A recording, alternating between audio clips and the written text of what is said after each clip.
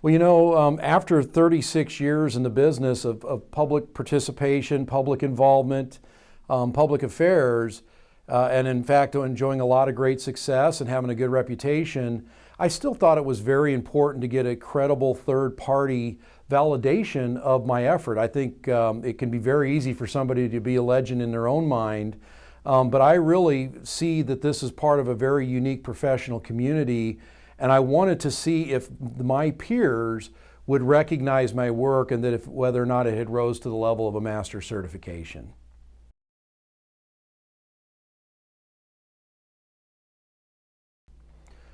One thing I definitely want to share with people that are considering seeking a certification with IAP2 is to understand how completely thorough and rigorous the application process is. I spent nearly 40 hours preparing my packet.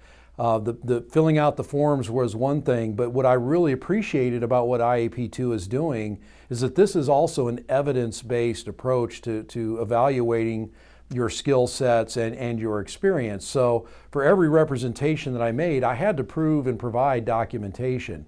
So it's quite an undertaking to go after this, but I think what that does is it sets a standard within the industry that if you do end up gaining that certification, that it was an evidence-based approach and that it's a valid certification, something that should be respected and appreciated.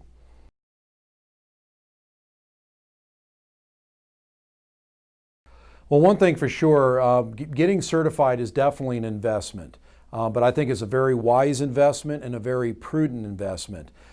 People need to understand that when they apply that there is a lot of other people involved in the review and the verification of all the information that we have to submit, and also when you actually show up in person for a lab. So there's a lot of work involved in this process. And then on the other side of that, in the marketplace, the certification is definitely adding value to my credentials and further justifying the billable rates that we charge for our services.